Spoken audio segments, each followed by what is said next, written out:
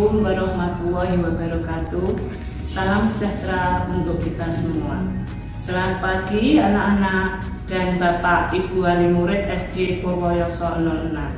Pada kesempatan pagi hari ini, hari kedua kita melaksanakan MPLS di SD tercinta kita SD Purwoyoso 06.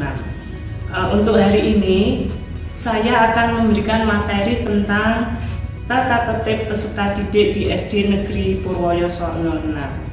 Di antaranya akan saya bacakan. Nomor 1, peserta didik wajib hadir selambat-lambatnya 5 menit sebelum bel berbunyi.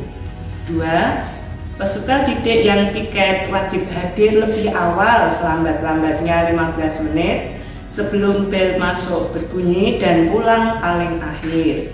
3, sebelum dan setelah pelajaran berakhir, peserta didik berdoa sesuai agama dan keyakinan masing-masing. 4, peserta didik yang terlambat wajib lapor pada guru piket atau guru kelas, dan bagi yang terlambat 3 kali dalam 1 minggu mendapat sanksi. 5, peserta didik yang berhalangan hadir, orang tua atau wali peserta didik wajib memberitahu atau meminta izin secara lisan maupun tertulis. 6, mengikuti upacara bendera setiap hari Senin dan hari besar, mengikuti apel setiap hari Selasa, Rabu, dan Kamis. 7, siswa yang akan meninggalkan kelas karena sesuatu hal harus seizin guru kelas. 8, mengikuti ekstrakurikuler wajib pramuka dan 1 pilihan. 9, mengenakan seragam sekolah yang bersih dan rapi sesuai dengan aturan dan jadwal yang ditentukan di sekolah. Untuk di SD Purwoyoso 06, Senin dan Selasa memakai seragam putih merah, Rabu dan Kamis memakai batik identitas SD Purwoyoso 06, kemudian bawahan putih. Selanjutnya hari Jumat dan Sabtu memakai seragam pramuka bagi kelas 3, 4, 5, dan 6 pramuka penggalan. Untuk kelas 1 dan 2 pramuka siaga. Selanjutnya nomor 10, turut serta memelihara barang-barang milik sekolah dengan baik. 11, ikut bertanggung jawab menjaga kebersihan kelas, WC, dan kebersihan lingkungan sekolah. 12, setiap peserta didik wajib bersikap hormat, ramah, sopan, taat, patuh kepada warga sekolah dan tamu. 13, menjunjung tinggi alma mater dan nama baik SD Negeri Purwoyoso 06. 14, tidak diperbolehkan memakai perhiasan berlebihan ke sekolah. 15, tidak diperbolehkan membawa dan menggunakan barang-barang terlarang ke sekolah seperti senjata tajam, narkoba, dan rokok. 16, peserta didik dilarang melakukan perbuatan tercela. 17, peserta didik wajib ikut serta mengupayakan usaha pelestarian lingkungan dengan menjaga, merawat, serta memelihara tanaman atau tumbuhan di sekitar sekolah. 18, peserta didik kelas 6, 5, 4 wajib mengikuti kegiatan sholat zuhur berjamaah sesuai jadwal yang telah ditentukan oleh guru PAI. Nomor 19, wajib melaksanakan kegiatan Jumat bersih, senam pagi, dan literasi sesuai jadwal yang ditentukan di sekolah. 20, melaksanakan kegiatan LISA, yaitu lihat sampah, ambil, buang pada tempatnya. Demikian tata tertib yang harus kita laksanakan. Semarang, Juli 2020, Kepala SD Negeri Purwoyoso 06, TH Mariyati SPD. Demikian tata tertib peserta didik di SD Purwoyoso 06. Begitu juga tata tertib di kelas, di antaranya salah satu contoh nanti membuat tata tertib di sekolah harus disepakati oleh warga sekolah, yaitu anak-anak, ibu guru, dan wali murid kelas itu lah. Di antaranya contoh di kelas 1 itu peraturan atau tata tertib di sekolah.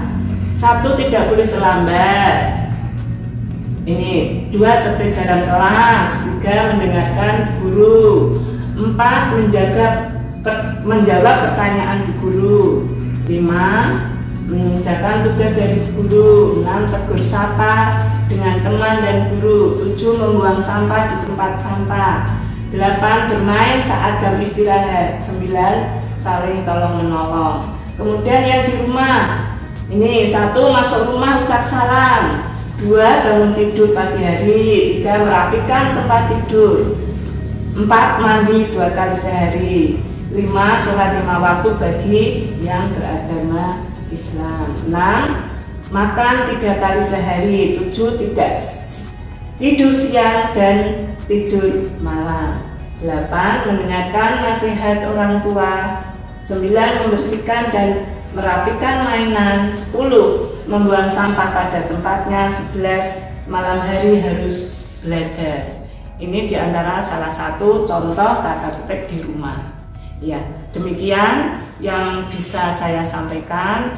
Kurang lebihnya mohon maaf. Akhir kata, assalamualaikum warahmatullahi wabarakatuh. Selamat pagi, dan selanjutnya akan diisi materi oleh Ibu Guru dalam lain kesempatan. Terima kasih.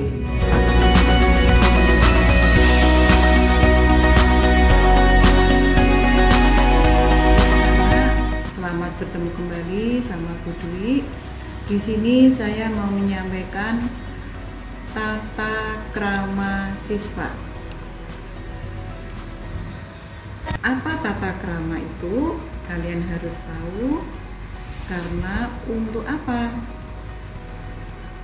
Untuk bekal nanti kalian untuk ke jenjang pendidikan yang lebih tinggi.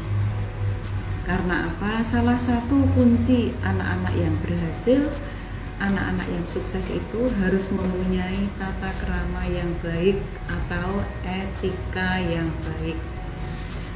Tata krama berasal dari kata tata dan krama. Tata itu adat, norma, peraturan, dan aturan. Krama, cara, langkah, kelakuan, tindakan, dan perbuatan. Tata krama adalah tata cara, sopan santun, tata susila untuk mencapai kebahagiaan dan keselamatan. Tata krama di sini yang saya Bu Dwi mau sampaikan adalah tata krama di rumah, di sekolah, di masyarakat. Bagaimana cara melaksanakan tata krama di sekolah? Sebagai siswa, kalian harus menghormati yang lebih tua dan semua warga sekolah. Contohnya, kalau bertemu Bapak Ibu guru harus menyapa, memberi salam. Contohnya lagi, kalau ketemu teman, kita saling menyapa dengan kata-kata yang santun. Yang kedua, tata krama di rumah. Contohnya, kalian harus menghormati anggota keluarga yang lebih tua dari kalian. Salah satu contoh dalam makan bersama-sama. Siapa yang diutamakan mengambil makanan, kalian adalah harus mengambilkan makanan terlebih dahulu untuk orang tua kalian. Contohnya lagi, kalau bepergian, kalian harus pamit. Yang ketiga, tata krama di masyarakat. Di masyarakat itu, walaupun kalian masih kecil sebagai peserta didik di sekolah dasar, harus bisa menunjukkan bagaimana. Salah satu contohnya, kalian bertemu dengan tetangga juga harus menyapa terlebih dahulu. Contohnya di masyarakat ada kegiatan gotong royong, anak-anak paling tidak juga membantu semampunya. Itu salah satu contoh. Bu Dwi di sini mengharapkan setelah kalian mendengar materi seperti ini, saya berpesan anak-anak harus bisa menjalankan. Kenapa? Salah satu kunci anak-anak yang sukses, yang pinter, yang menjadi orang itu adalah anak-anak yang mempunyai tata krama yang baik atau punya karakter yang baik, yang sudah sehari-hari kalau masuk dulu waktu kalian pembelajaran di sekolah mesti selalu diingatkan oleh Bapak Ibu guru. Contohnya dalam apel. Saya garis bawahi lagi, saya mengharapkan lagi anak-anakku semuanya bisa menerapkan apa di mana saja etika, tata krama, sopan santun itu harus selalu dibangun. Harus bisa membawa diri. Saya kira cukup sekian. Kalau ada waktu besok bisa disambung lagi. Cukup sekian, selamat pagi. Terima kasih.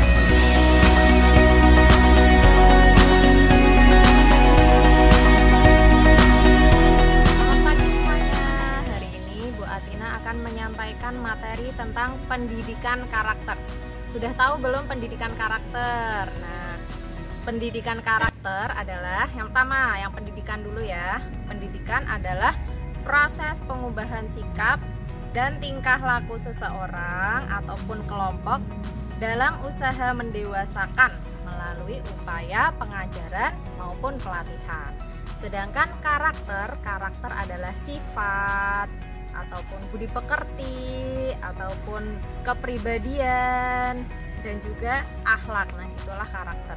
Nah, sekarang pendidikan karakter. Apa itu pendidikan karakter? Pendidikan karakter adalah proses pengubahan sifat dan sikap seseorang untuk hidup bekerja sama dalam keluarga, masyarakat, dan bernegara melalui pengajaran dan pelatihan. Itulah pendidikan karakter. Nah, pendidikan karakter ini sedang gencar-gencarnya dilakukan di Indonesia karena masuk dalam program Pak Presiden kita, yaitu Pak Jokowi dalam Nawacita. Nah, itu biasanya disebut PPK.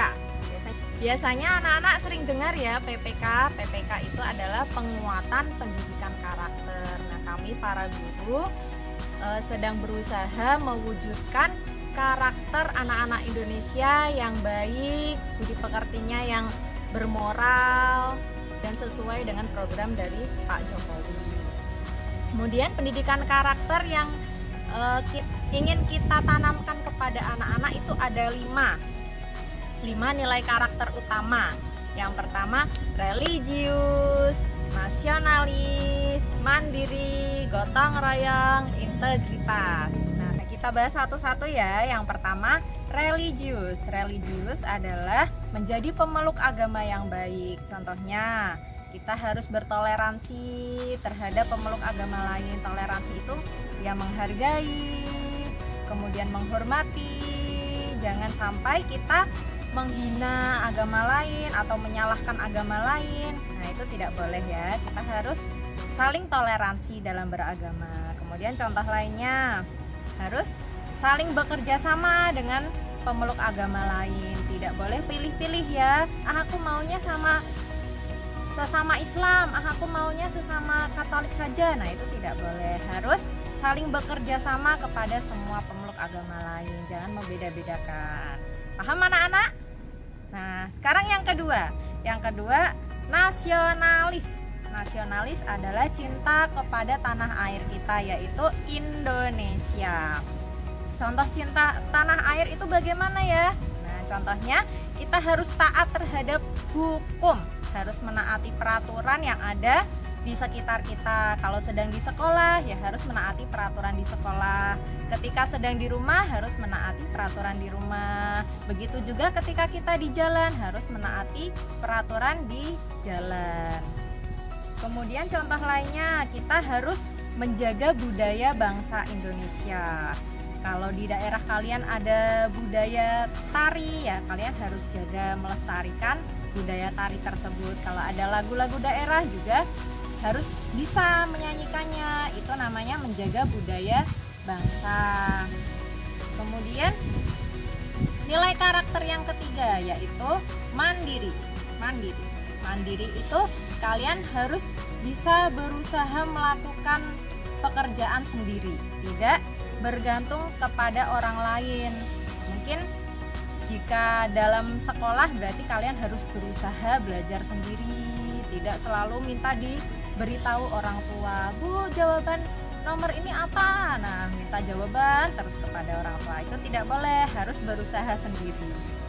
Kemudian jangan mudah putus asa, itu juga termasuk contoh dari mandiri. Ketika kalian mengerjakan sesuatu kok gagal, nah jangan mudah putus asa, harus berusaha lagi, bangkit lagi, berusaha sebaik mungkin sampai berhasil. Kemudian nilai karakter yang keempat yaitu gotong royong. Tahu gotong royong ya anak-anak? Gotong royong adalah saling membantu kepada sesama manusia, kepada sesama makhluk ciptaan Tuhan. Kemudian ketika kesulitan menentukan permasalahan, kita harus bicarakan dengan cara musyawarah. Nah, itu juga termasuk contoh dari gotong royong. Nilai karakter yang terakhir, yang kelima, yaitu integritas. Apa itu integritas? Integritas adalah kerja keras. Jadi, setiap kalian melakukan pekerjaan harus dengan kerja keras. Jangan mudah putus asa, dilakukan dengan sungguh-sungguh dan juga bertanggung jawab. Jangan sampai ketika kalian diberi pekerjaan, kalian tidak bertanggung jawab pada pekerjaan itu, malah ditinggal pergi, malah ditinggal disuruh mengerjakan temannya. Nah, itu berarti kalian tidak mencerminkan nilai integritas. Kalau nilai integritas itu harus bertanggung jawab juga. Kemudian harus jujur dalam melakukan pekerjaan, kalian harus jujur. Kalau diberi PR, ya harus jujur, dikerjakan sendiri, tidak mencontek. Kemudian adil juga termasuk dalam nilai integritas. Adil terhadap sesama teman, sesama manusia, tidak membeda-bedakan. Dan nilai integritas juga mencakup anti korupsi. Jadi orang-orang yang anti korupsi, yang tidak melakukan korupsi, itu berarti sudah melakukan nilai integritas. Sekian tentang materi pendidikan karakter yang bisa Bu Atina sampaikan. Bila ada kesalahan, Bu Atina mohon maaf. Selamat pagi semuanya.